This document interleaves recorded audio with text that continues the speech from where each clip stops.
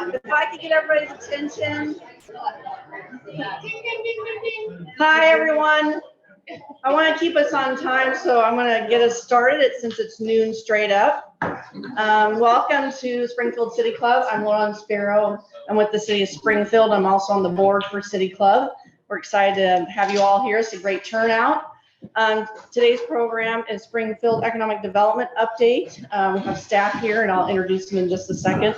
They're going to be talking about Glenwood Riverfront Development, what's happening in downtown and other parts of the city, basically giving us a general update about what's happening within the city for economic development. So with that, we have Allie Camp. She is the Economic Development Manager for the city. We have Bahana Horn, who's the Economic Development Officer for the city, and Sam Kelly Quattrochi, who is the Legislative and Economic Development Analyst for the city. So I don't know what order they're coming up to present, so they'll just come up and start presenting. So thank you again for being here. Hey everyone, how we doing? How we feeling? It's lunchtime. We'll get through this. My name is Allie. Thank you for the introduction, Laurelyn. I'm here with my team today. We have a little intro slide that we'll see in a second. We are here to talk about economic development in Springfield, Oregon. This is one of our beautiful pieces of art in downtown Springfield. It was dedicated in 2015. 2013. Thank you. I should know that. We are the official home of the Simpsons, and the economic development team is here to talk to you today. As I mentioned, my name is Allie Camp. We are here with Sam KQ and Bahana Horn. If you all just want to say a brief snippet of what you do on the team, that'd be great. Sure. So I'm Sam KQ, totally fine. So legislative affairs, economic development, the interplay of the two. Before that, I worked in finance for a few years, but I want to be a budget analyst. I was wrong. Before that, I worked for Eugene, which was also wrong. So, I love my time. Okay, well, similarly, I also came from the finance department. I thought I wanted to be an accountant. I did not. I like people way too much for that. So actually, interestingly enough, and I worked under the greatest boss in the world, Bob Dewey, obviously. So I took in 2015, I took Springfield Leadership Workshop through the Springfield Chamber, and that made me want to be more involved in the community, like on the forefront. So that was really exciting. I don't know if the Chamber even knows that that was the catalyst for me wanting to do that, but now you guys know that. And so in 2017, I took over the role that was previously held by Courtney Priesel in the downtown economic development role. So been doing that for about 6 years now, and last year they were nice enough to give me parking and our property management. So I do all three of those things now, and I look forward to updating you guys. Thanks, James. So we're small, but we're mighty. Okay, so we are here today to talk about what is economic development, some of the examples that we have moving throughout Springfield. Everyone has probably heard a different example of what is economic development. It's a lot of things.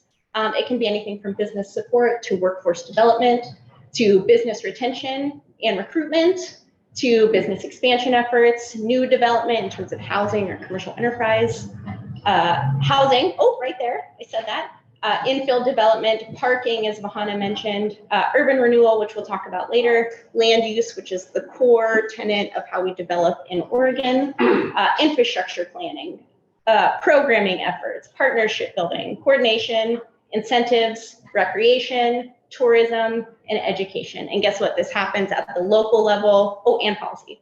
This happens at the local level, the regional level, the state level, and at the federal level. So really, what isn't economic development? We've got a big body of work. To ground you all today, I want to educate you on some of the demographics of Springfield. What you see on this slide here is courtesy of our friend Henry Fields at the Oregon Employment Department. Thank you, Henry. He hosted the Springfield Chamber's State of Business a couple months ago, did a great job. What you see on the slide are Springfield employment numbers by industry. These are from 2021. These are the percentages of Springfield's employment by industry. The numbers that you see in green, which are a little bit challenging to see, those are the industries that are heavier in Springfield. The industries that you see in red are the ones that are less prevalent in Springfield. I want to show this on the slide because what this shows is we have a very diverse economy in Springfield, Oregon. And why that's important is because of this. This is data over time for job change in Lane County versus Springfield. This line we have right here, it's kind of like orangey brown. It shows, oh, look, my key didn't show up. Those are job numbers during the Great Recession. What we see in the blue right here are job numbers in Lane County during COVID. And what we see in the green, which is a little bit higher up, are job numbers in Springfield during COVID. Springfield had a higher, faster bounce back in terms of employment than the county and the country as a, rough statistic, because we have that very diverse economy here. So whenever jobs started to come back, jobs come back across different sectors at different times. We were able to see those employment numbers rebound a little bit faster in our area, which is great. It's kind of the opposite of all your eggs in one basket approach, very diverse economy. Okay. And just to round things out, these are annual average wages as of 2021 in Springfield. So Springfield is slightly higher than Lane County as a whole, but we see lower than average annual wages than the state of Oregon in the US. Again, big shout out to Henry Fields for this information. So today we are going to talk about some of the tools that we have handy to make economic development happen in our community. As I said earlier, economic development happens in many different ways, in many different forms, at many different levels of government. We're going to talk about our legislative efforts, our programming efforts, and then we're going to wrap it up with our tax increment tool. Our tax increment tool is where I'm going to talk a little bit more about the specific projects that Springfield's working on. Okay, and I'm going to hand it over to Sam for this. Perfect. Yeah. Thank you. All the power. Good morning again. So my name is Sam. So on the legislative side of things, start with the state level. A lot of the work we do is work closely with Representative John Lively, who I always forget is here. So now I can't lie about things or blame the state for any of our problems. And then Senator Przansky, of course, so wonderful to work with. The mayor and I take time to travel to the state when we can when they're in session, advocate for policies, write our letters, give testimonies. At the state level, it's a much more interactive conversation. We get a chance to work with our representatives up there, talk about what is Springfield dealing with, what are our concerns, and then kind of hear their issues as well and find that marriage of the two. We do get a chance to, we want to write policy, bring ideas forward, and have that chance to really shape our area beyond just Springfield and the community as a whole.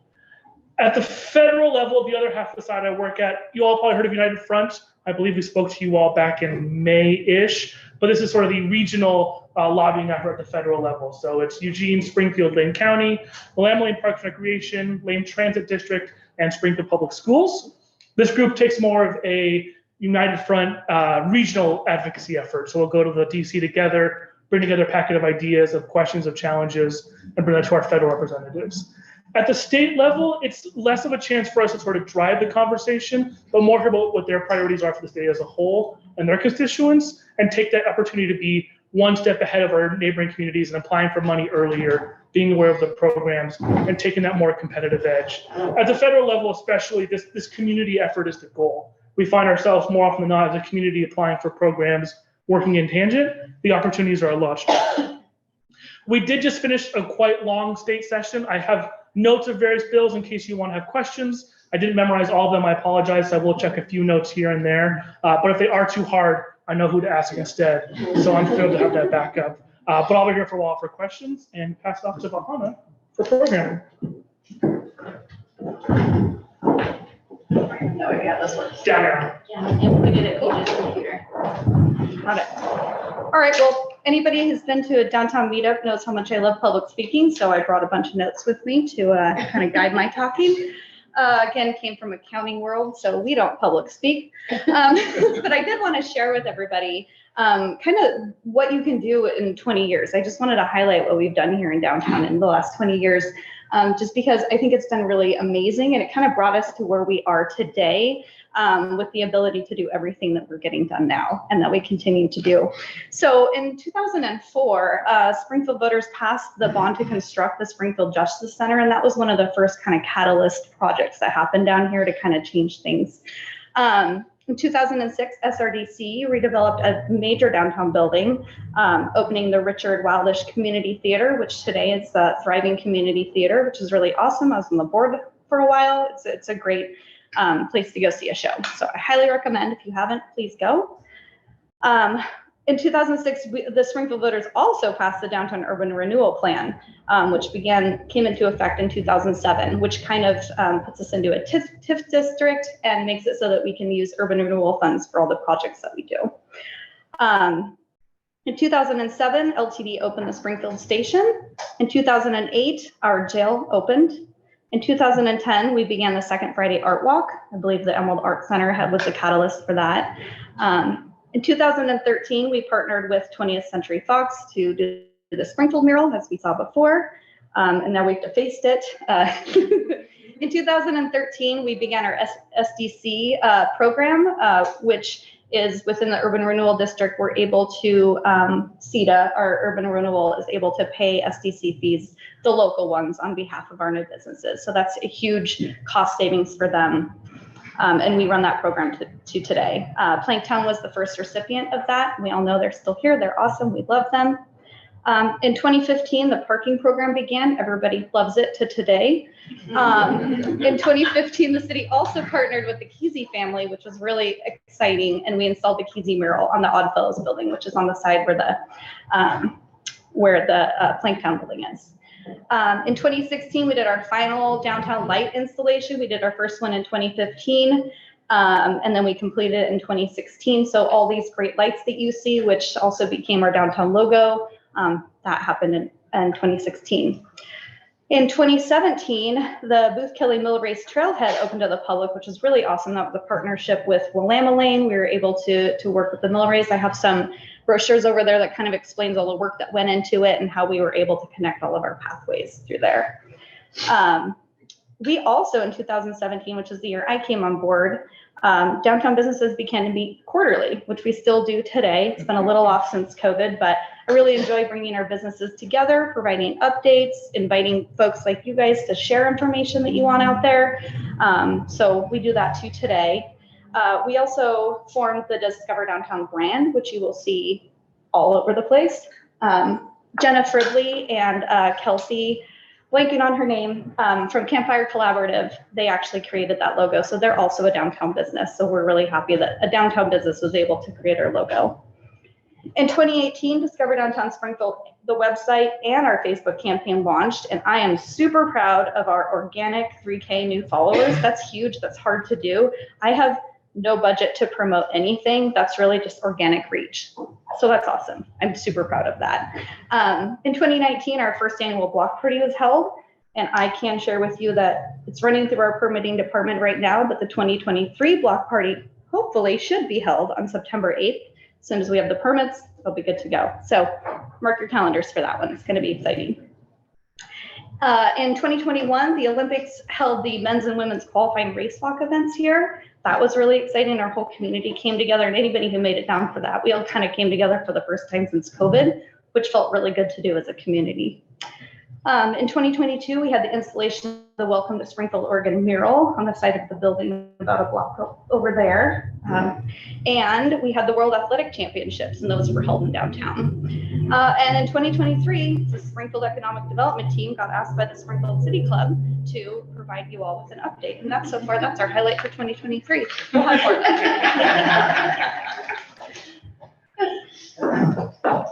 Thank you, Vahana and Sam. I really like the fact that we have a variety of skills on this team. It demonstrates the reach of economic development. It's not just one thing, it's a lot of little things over time that kind of create a community of opportunity that we can call Springfield, Oregon. What I'm going to talk to you about next is our tax increment financing, also known as urban renewal. Some of you may have heard this before. Tax increment financing or urban renewal starts with a definition of a boundary and a plan. What you see here are two urban renewal areas. We have one in downtown Springfield and one in Glenwood. When these areas are defined, we create a plan for what we want to see occur in those areas over time. The dollars that we accrue through tax increment financing, which I'm going to teach you about on next slide, we can use to reinvest in those areas. The point of tax increment financing is to increase our tax base. It's like a little reinvestment area that we can use to revitalize parts of our community. And you're seeing that revitalization right now in downtown and soon to come in Glenwood as well. Glenwood already started too. A couple of characteristics that I want to share with you are Glenwood urban renewal area is about 417 acres. It's all of Glenwood. It was approved by the voters in 2004, and then we established a frozen base in 2005, which I'll talk about on the next slide.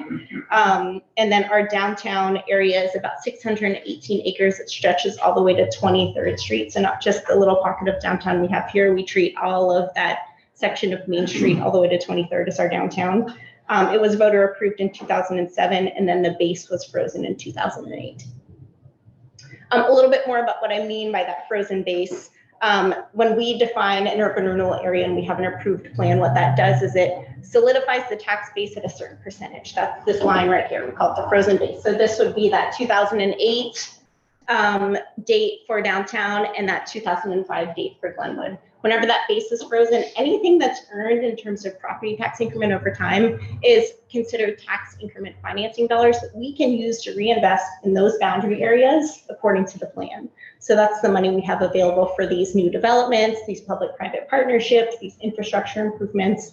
And the point of that tax increment financing is to bring these property taxes in these areas up to a higher level so we can continue to support our community. A real life indication of this graph, which seems really neat and tidy, right? These are the performance levels for both Glenwood and downtown over the last like 9 or 10 years. You can kind of see where the frozen base is and where we've earned over time due to reinvestments, either by us or by other people. One of the biggest tools we have to incentivize these reinvestments is what Bahana mentioned whenever we cover local systems development charges for folks. Those are the charges in the city's jurisdiction. And those assist in bringing new improvements, tenant improvements, new development, redevelopment to these areas for our community. Oh, a little tidbit. The average citywide growth of property taxes is about 3.5%. The average combined growth in these tax increment financing areas is 14%. So that's a demonstration of kind of the bang for our buck we get by having urban renewal, having these defined plans in these reinvestment areas. Okay. We're going to talk a little bit about downtown development. Our downtown plan focuses on revitalization of businesses and elimination of blight in the downtown area. Again, this plan was established back in 2008. We have 8 goals within our downtown plan that are very broad. They range from promoting public and private improvements to rehabilitating our building stock, to improving streets, parks, and open space, making utility improvements, construction or rehabilitation of parking facilities and public facilities, improving and expanding housing opportunities, and improving public signage and making gateway improvements to downtown. The one project that we've talked a lot about with regards to our downtown urban renewal area is the Blue Mackenzie project. Who's heard of the Blue Mackenzie project? Great, a lot of hands. Woo, okay, here we go. So at the end of June, CETA had a chance to reevaluate the Blue Mackenzie project. As you all know, the market volatility is really unsteady right now. Commercial lending is really challenging. This was a large scale project that we were planning to bring to our downtown. Because of the agreements we have with the project, financing was too expensive to deliver it as agreed upon. So we are moving through negotiations to bring that project to a different state. It likely won't happen as we envision it. But what that means is that the CETA board is still committed to bringing market rate housing to our downtown core. We are moving forward with finding a way to meet that goal in another way so that we can continue to invest in our downtown and bring a different housing type to this area. That project was going to be a high density market rate development to serve as a comparable for other people to come in and build apartments like that. We don't have a lot of market rate housing in our downtown, and that's because whenever banks finance projects, they look at comps to see what sort of loans they can offer for projects to be successful in this area.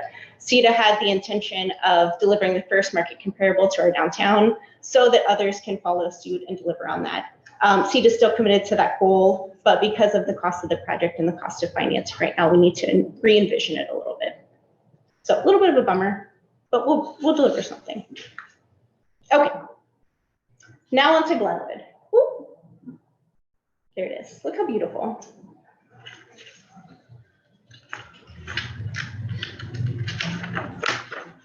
We are at a very exciting phase of our Glenwood Riverfront redevelopment. We have been assembling land in the Glenwood area since 2016. Land assembly means that the city or CETA have been purchasing pieces of property to bring development to over time. We started that land assembly in 2016 and we recently finished it in July, which is awesome. The city has assembled about 13 acres of land, and in partnership with private landowners, we have about 30 acres of land total in this area right here. This area is envisioned to be a mixed-use development, housing, commercial, roads, parks, infrastructure.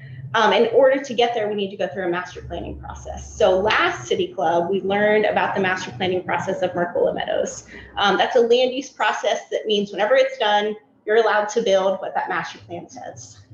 This is an exciting point to be in because we have a vision for the Glenwood area. The vision is in our Glenwood refinement plan.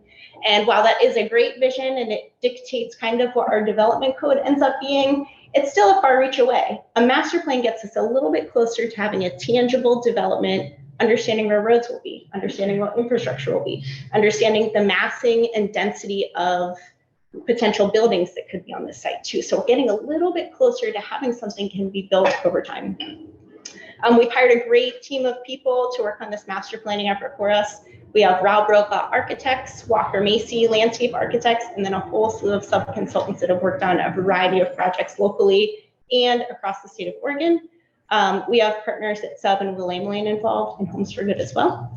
As I mentioned, the Glenwood Refinement Plan is our guide, and we are moving forwards to understanding a little bit more about the logistics of planning all the things so that we can eventually build something there someday.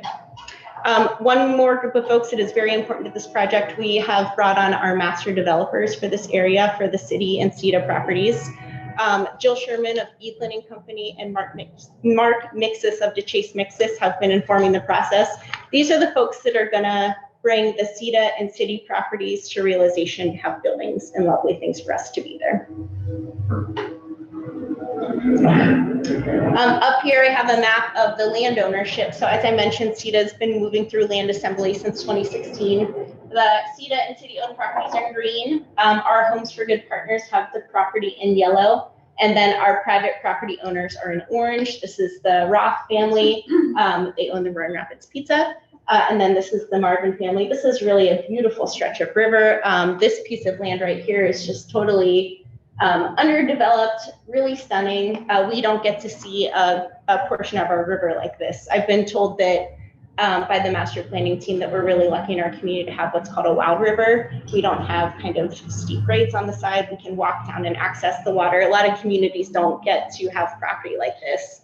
And we get the opportunity to master plan this piece of property to bring something really awesome to it for the community here in a little bit.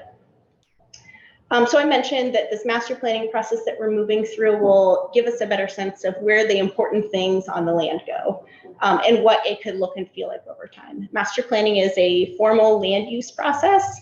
And whenever we are done with that, we will be able to move to the more tangible items like building permits and things like that. Building permits, most specifically.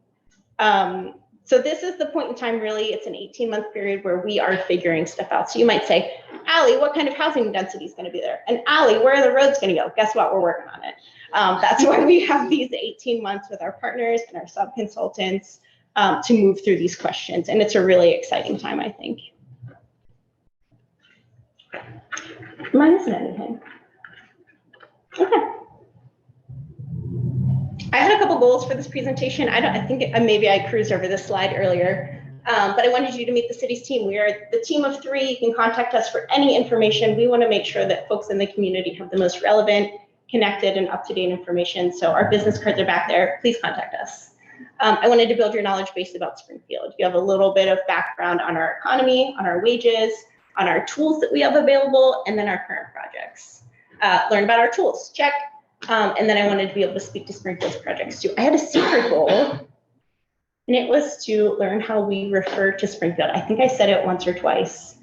We kind of have a little bit of a catchphrase. Does anyone know what Springfield's catchphrase is? The winner gets a prize. What was that? Community of opportunity. Woo! Thank you, Bonnie. The mayor.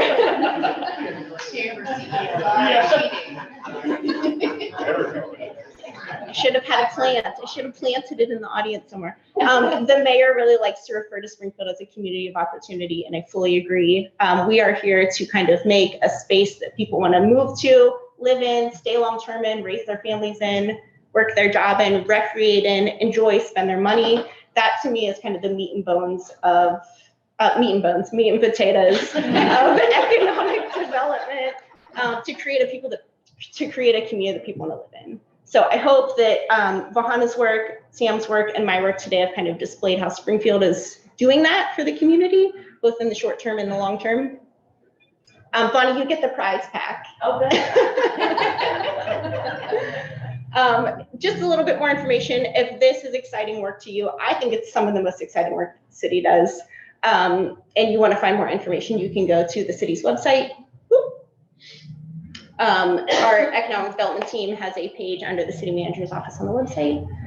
You can come talk to me, Sam and Vahana. We love to talk about the work that we do. You can come to CETA meetings. That's Springfield Economic Development Agency. These are the folks who guide this project work forward. They're in person, they're online, they're recorded on YouTube if you want to watch them at home. And then the minutes are available online as well.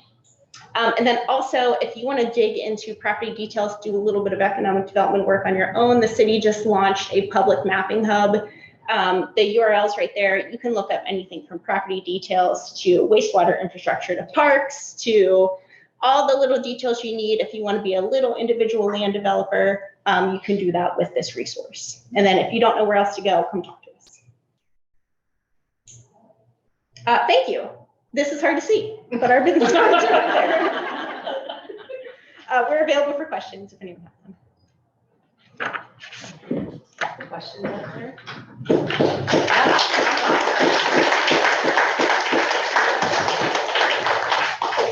So Allie, I have a question. We'll start. Yeah. Thank you guys. This was really, really, really interesting, and I'm kind of a geek about this kind of stuff. So thank you.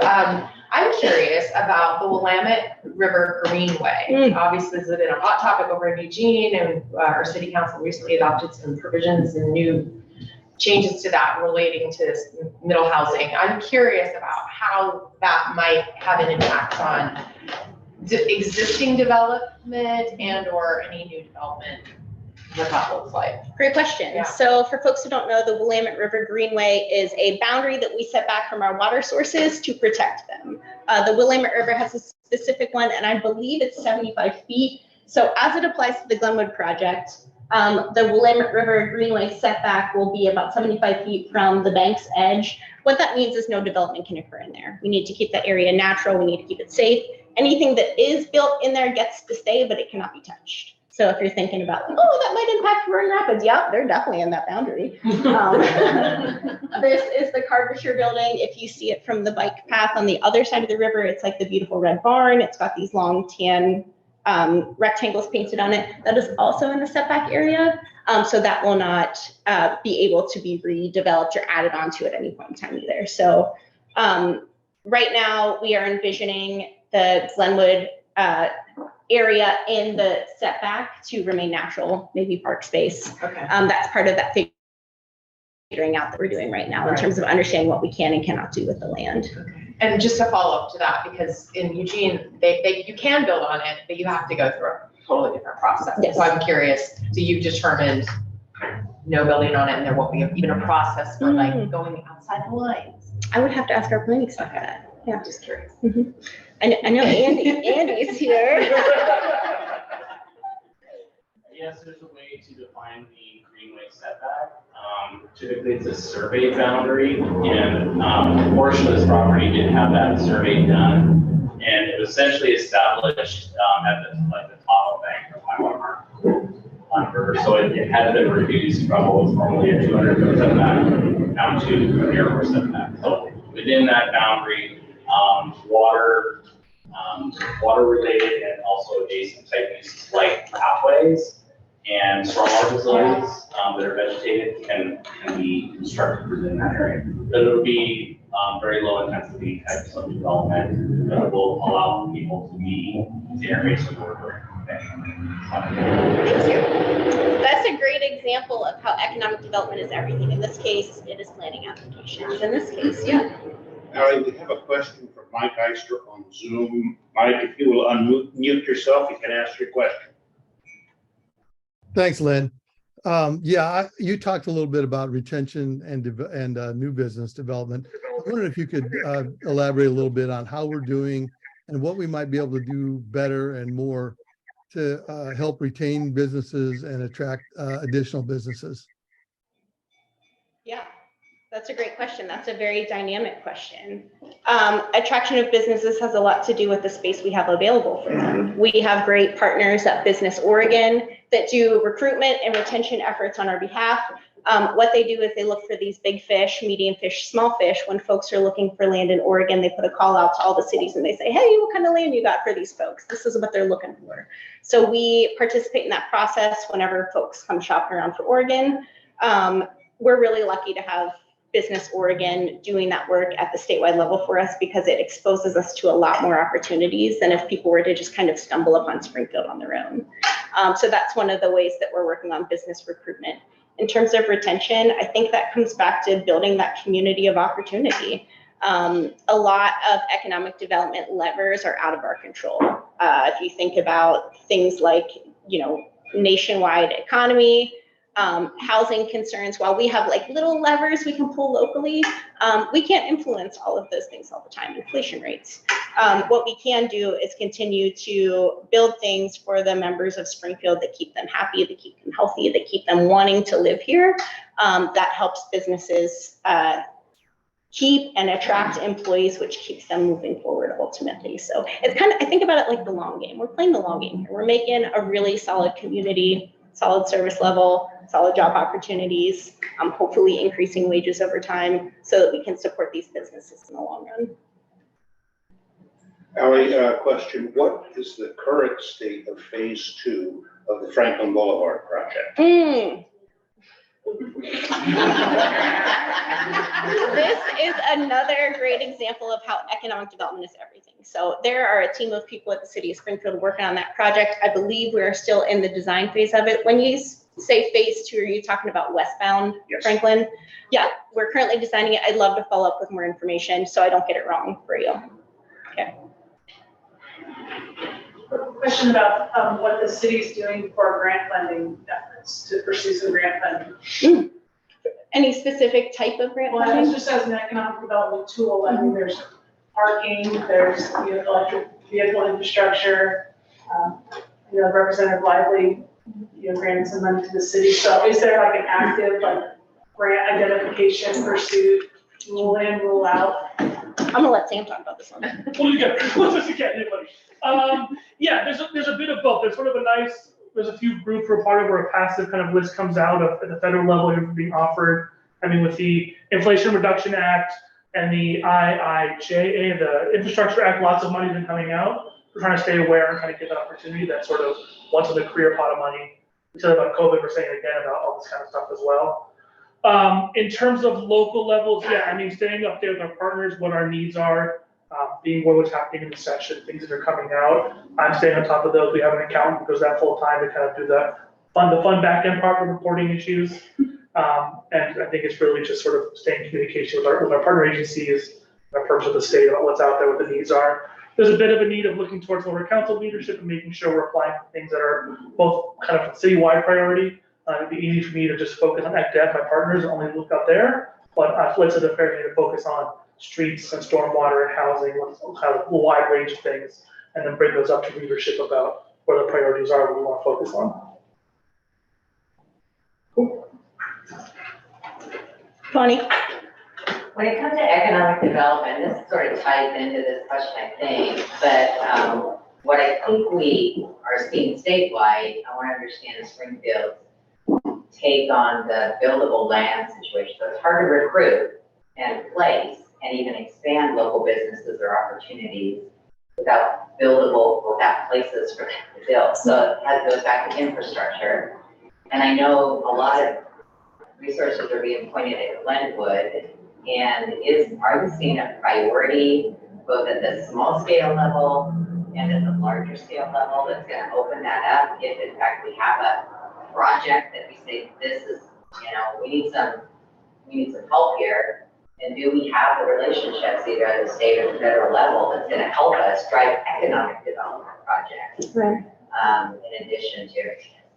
Yeah, that's a lot of questions, Bonnie. I'm going back to community outreach. Yeah, yeah. I'm gonna like piece Yeah, this so out. essentially, how do we solve for the lack of buildable land? Yeah, yeah. Recruit? That's a hard question. So in Oregon, we have something called an urban growth boundary, and what that does is it constrains our developable area, but it leaves us with access to natural areas, which is so important for us as a state. It's why people come here. Because of that, we have this friction with regards to availability of land. And the fact of the matter is that there are no easy sites left to develop. We don't have large stretches of green space that someone can just come in and plop something down on. A lot of what needs to be considered whenever land development is happening is the harder things. So how do you redevelop a site? How do you take what's there and make it into something else? It's not going to be easy. There's going to be land use applications. There's going to be utility considerations. And I think that's kind of a little bit of a trade-off that we have in Oregon because we have the urban growth boundary, because we have these land use policies, because they bring us so much value with what they grant us in terms of access to natural areas. We have harder to develop land because of it. I really do think that that's one of the reasons that people come to Oregon is because of access to recreation and natural areas, and the lifestyle that presents us. And it does have that double-edged sword effect of making land more challenging to develop in the long run because we don't have a lot of it. There's more. Oh, Sandy has her hand up. Yeah, I'm a comprehensive planner for the city of Springfield, and I want to add a bit here if I can. I mean, yes, there is the limitation of the urban growth boundary, but I think what Bonnie said is what we're finding is the infrastructure to support development within the urban growth boundary is a challenge. And we are in the process of starting to update our capital improvement plan right now. So we're collecting ideas.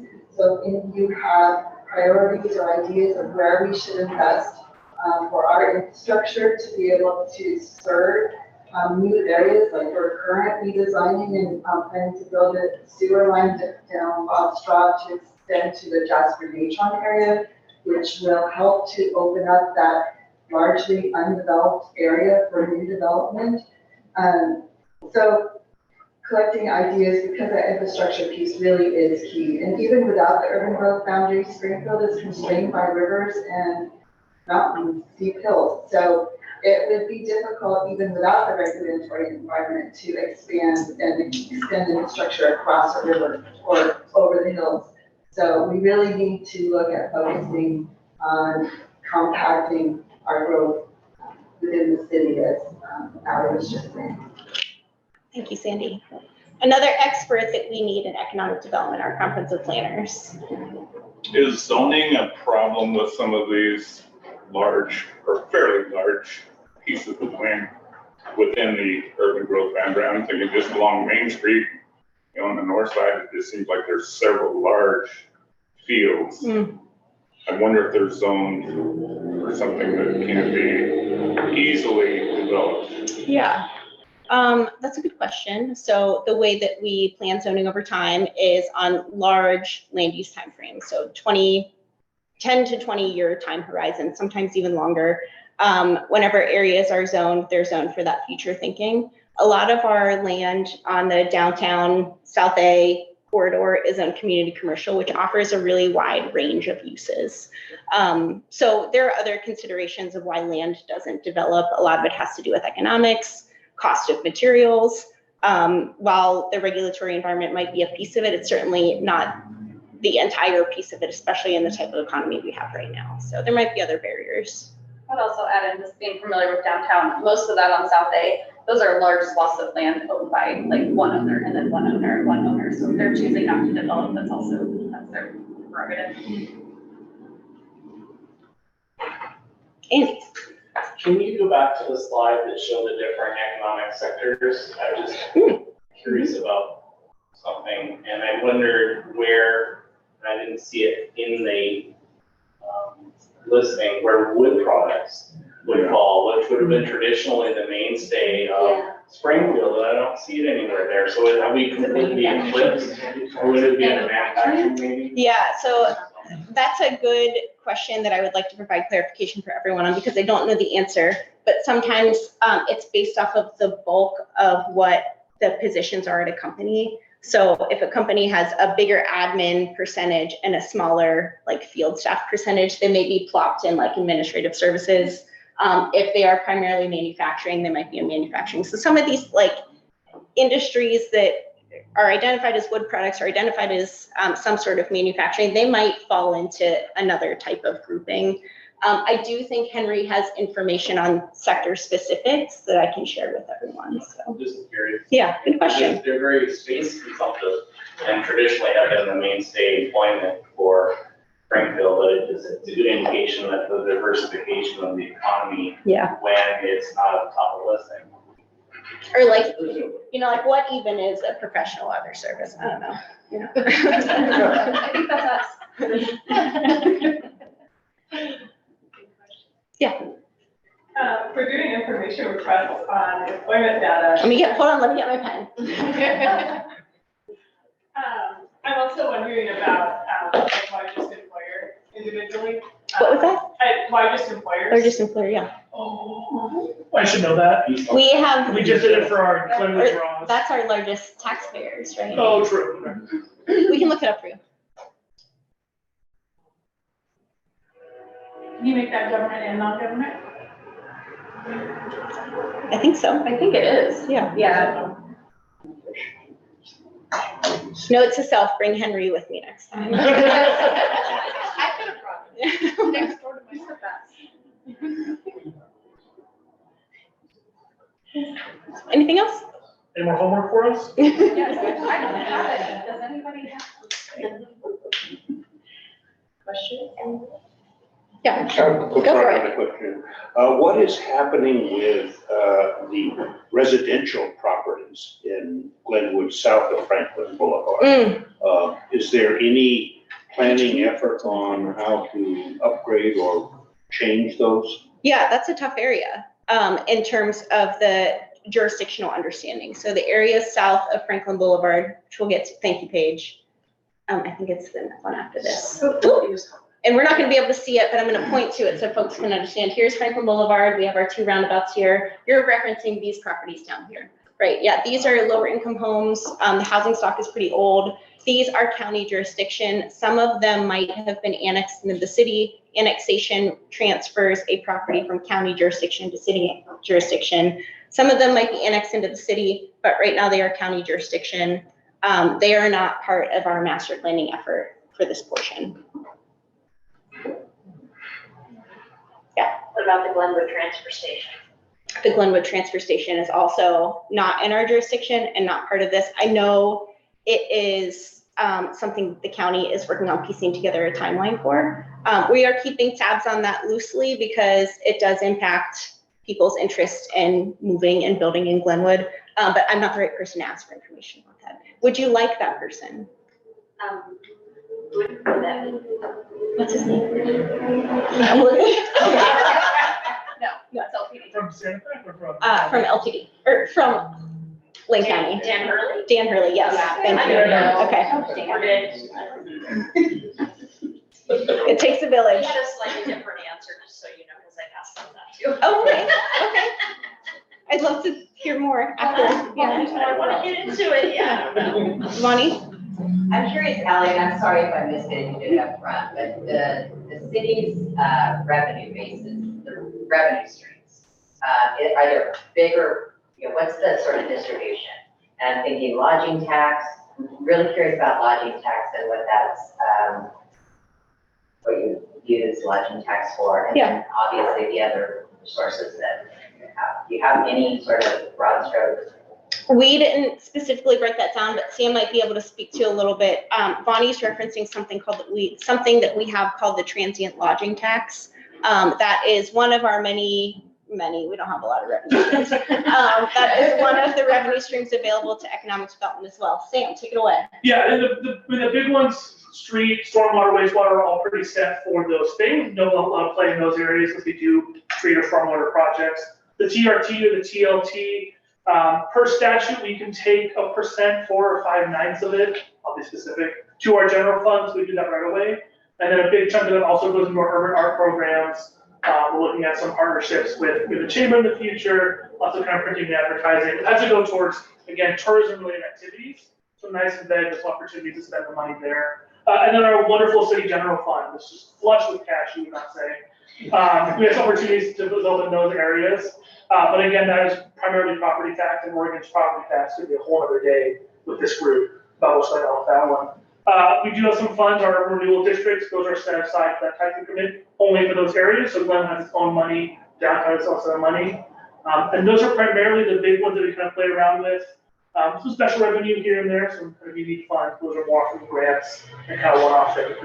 Don't try to rely on those for like long-term funds. And urban renewal, can that be reinvested only in specific things? Can you reinvest in capacity building, infrastructure, and then those tax increment or the loans that you're talking about? I didn't read my binder with the rules, but Yeah, I don't our tax increment financing needs to meet the plan language, and the plan language in downtown focuses on revitalizing these blighted properties mostly.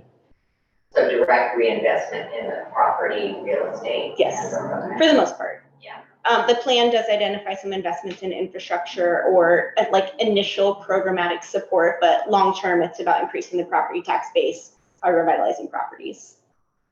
And if you want a little bit more detail on specifics in the budget breakdown, all of our budget documents are available on the city's website.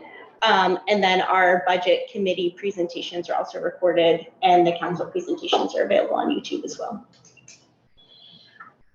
Travel Lane County has been doing a lot of TV ads lately, hyping Springfield. And I How do just we wondered look? if that was part of your doing. No.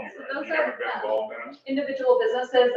They were one of the wonderful agencies that I brought over to our downtown meetup, and I think those are just individual businesses working with them. Yeah, so that's what we do. We bring people together, but we typically kind of just let them. Yeah, they've just been going around Yeah, different it's things. really It's really kind of like, wow, this is. Yeah, and Toyota did this too as well, and KBAL or KMTR a couple of years ago. So we think it's awesome when they partner, but we don't usually have a hand in it. So, yeah. Other people making us look good, that's great. Yeah. Any other questions? Yes. I keep asking. Go for it. Bonnie asked a question about the buildable lands, and I want to ask a subset of that question about what is the state of the city's commercial and industrial buildable land supply? We have a document called our Commercial Industrial Buildable Lands Inventory. I think if you want some light reading, I think that was updated. Sandy, I'm going to look to you. Was that 2019, 2017? Well, the document itself, I'm not sure, but it's before that, more like 2014. Well, when you did the data, we actually adopted it in 2016.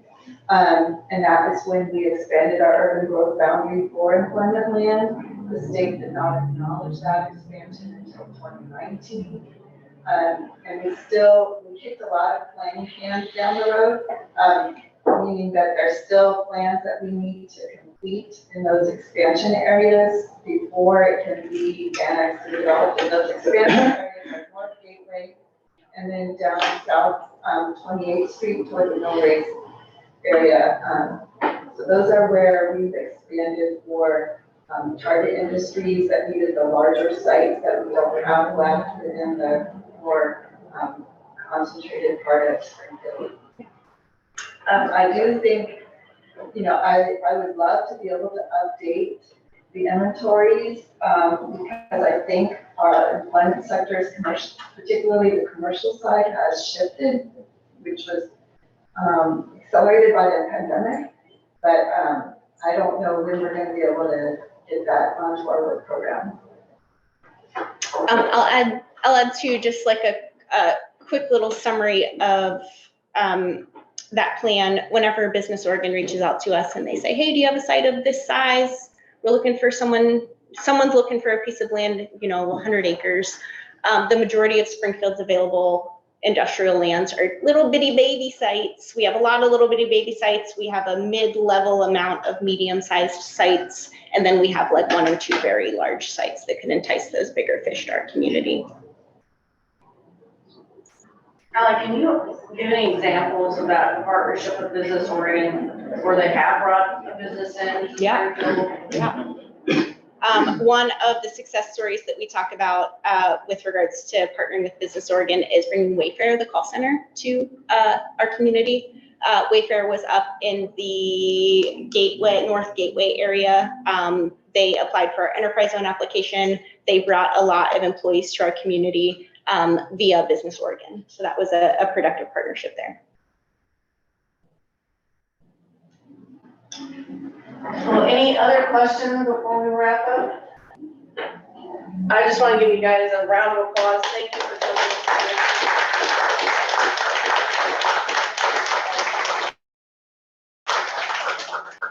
coming. We don't have our next program exactly lined out for September, but we will send out a notice via email. If you're not on our email us, please sign up on the sheet that is on your table. We'll make sure you get that next notice about our program.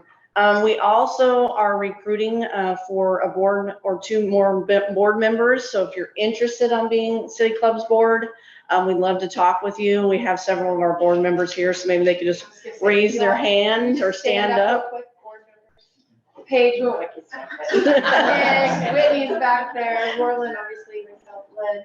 So we'd love to have you come chat with us if you're interested. If you're interested in membership, either as an individual or as a business, we chat with you about that as well.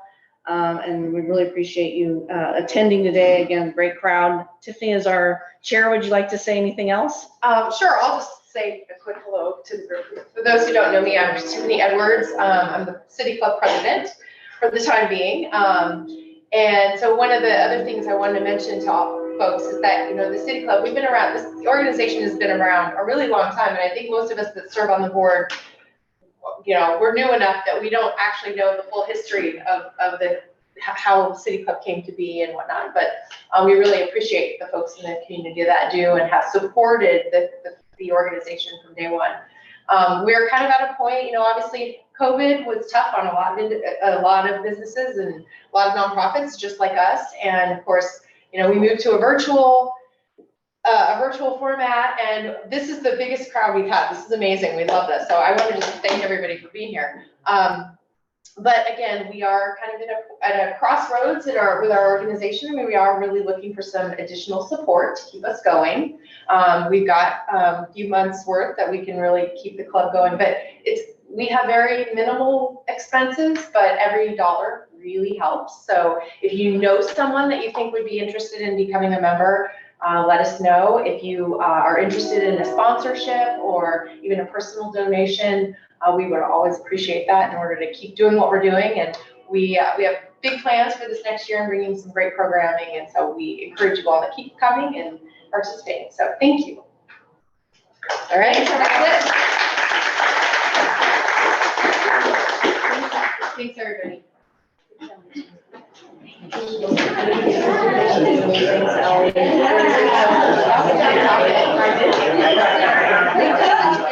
Thank you.